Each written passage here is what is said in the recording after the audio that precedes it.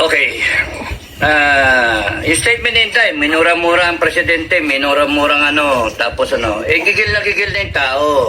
Putangin na ninyo kayo, BBM. Manggagamit ka talaga gago. Okay. Gago ka talaga Oh, presidente ng Pilipinas, gago ka Tarantado ka napakawalang yamo Sa totoo lang.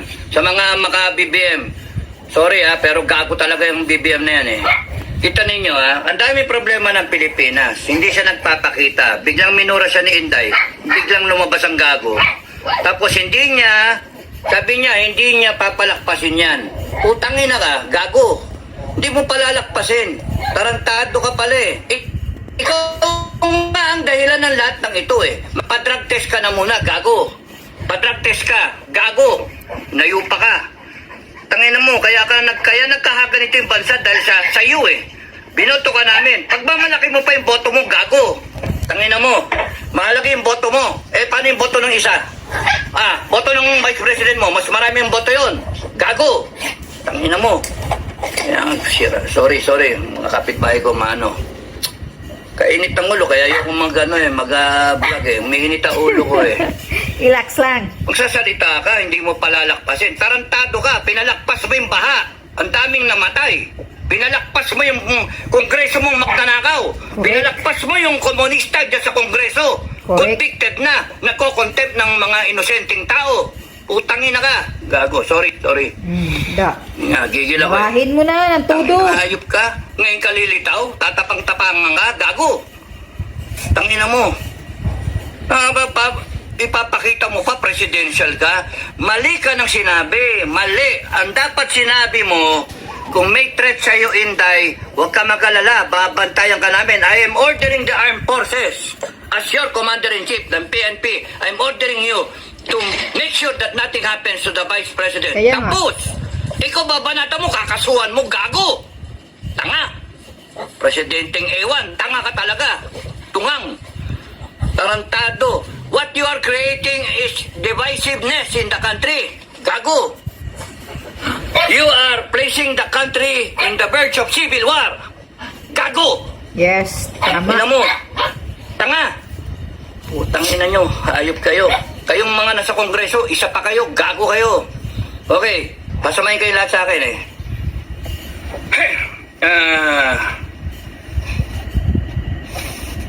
ang na to, tanin niyo yung nagtatalong politika. Nagtatalong politika. Kaya nga mini-maintain ko FGF sa gitna tayo. Para hindi tayo mawala Para hindi tayo mawala. Hanggang walang hudyat, mga ka-FGF, we want to be in the cooler side na nag-iisip, mga Pilipino na nag-iisip. Kasi pagka sumausaw ka dyan, mawala ka galit na galit. Ako galit na galit ako pero kinokontrol ko. Kung nadidinig yung usapan namin ni Buhay, ni Commander Metran, galit na galit ako. Kung nadidinig din yung usapan ko sa ibang commander, galit na galit ako. Natatawa nga sila Gigil na gigil ako Pero kinokontrol namin, ang galit namin. That's courage. Courage is not just plain tapang. That's stupidity. Plain tapang, that's stupidity. The courage is the ability to control yourself, control your fear, control everything, and perform the mission. That's courage. Yung you do the right things, yung properly, hindi yung ganyan yan na. Putang ina yan. Magkalsada na tayo. Ay, nang gago. Magkakalsada ka, bakit galit ba kayo sa EDSA? Galit kayo sa EDSA? Galit kayo kay Mama Mary?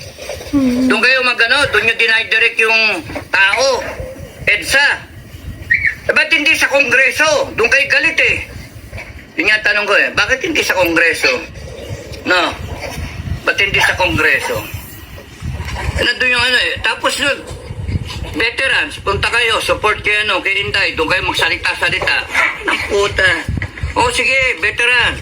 Because you are thinking na ang focal point mo is yung personalities Why not make the focal point yung issue at hand? Yung issue. Nakakalimutan niyo yung issue. Bangag yung presidente. Bangag. Tapos nakawan. Yun yung issue. O, nagsalita ang Duterte, sabi ni Digong, na kakusapin niya yung AFP. No, kakusapin niya yung AFP. Tapos nun inaano niya, binabalik niya doon sa mga pera-pera. Because kung lahat kayo nakikinig sa akin, doon kayo pumunta kay Marcos. Ibig sabihin ni Duterte, you demand explanation. You demand. Tangin lang yan. Itong Marcos na to, gagamitin mo ngayon yung konstitusyon. Ha? Gagamitin niyo yung konstitusyon laban doon sa kay Sara. Si Inday Sara nga, she's implementing the constitution. She's abiding by the constitution. Kaya kayo nandyan pa. Kasi hindi siya nagtatawag ng revolusyon. Hindi siya nagtatawag ng taong bayan. Tanging mga hayop kayo. Sinabi ko again, Marcos and everyone na connected with Marcos, kaya kayo nandyan, kasi ang mga Duterte, whether they are hesitant or not, ay hindi pa tumatawag ng talagang totoong tao, people power. Wala. Minadinig ba kayo? Lumabas na kayo sa kalsada at Kaya nga. tapusin na natin to? Minadinig ba kayo? Ang nagtatawag lang, mga vlogger. No? Mga supporter ng vlogger. Mga nananawagan. Supporter na tayo, labas na tayo.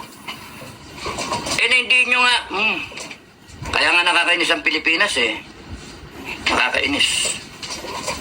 Ang dami ko na sinabi, nawala na ako. So, una kay Inday, yung statement ni Inday, ano masama doon magalit yung tao? Gago kayo Nagalit yung tao, ano ngayon?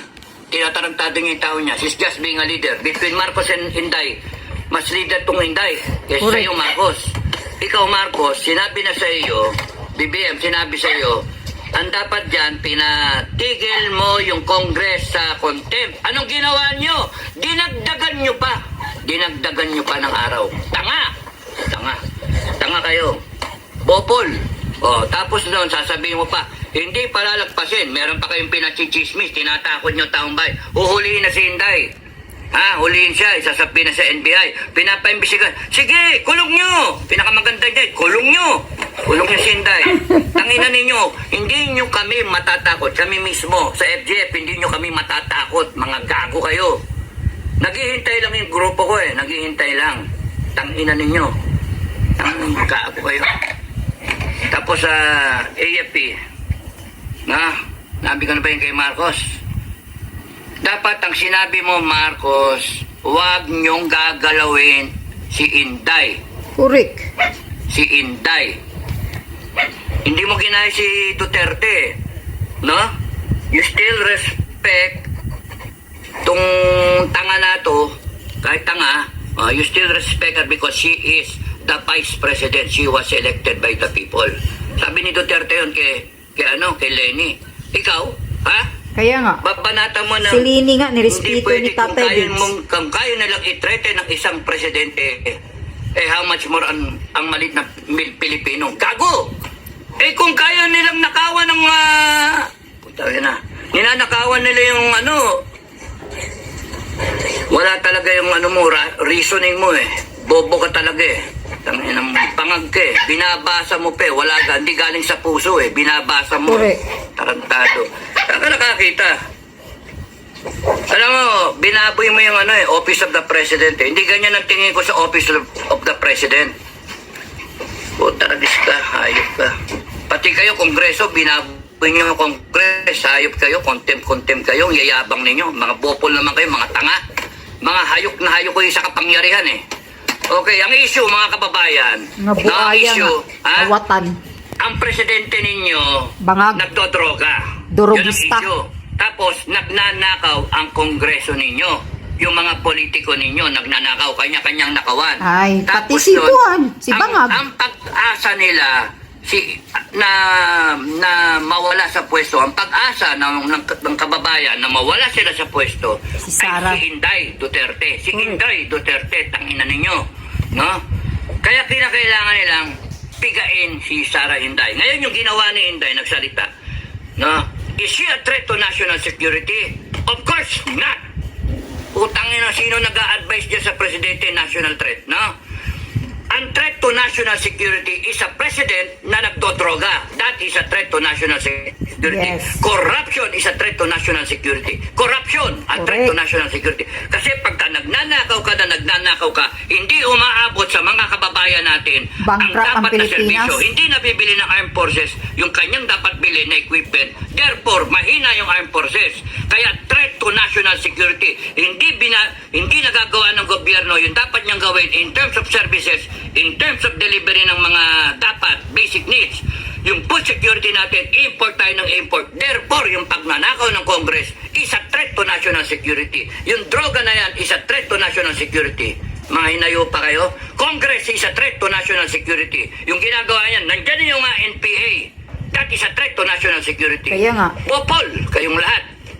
Ina ninyo, tapos pipilit nyo, Inday is a threat to national security. No, Takot lang Inday sila. is a threat to your political ambition. Exactly. Mga gago. Correct. Tangina nyo, gagawin Sara yung is taong a bayan. threat of your political Inday Sara ambition. Duterte is a threat to your political ambition. Is a threat to your activities of corruption. Correct. Tangina nyo.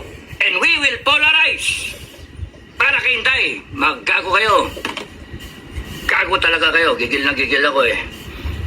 Okay. She is not a threat to national security, mga kababayan. Tandaan niyo yan.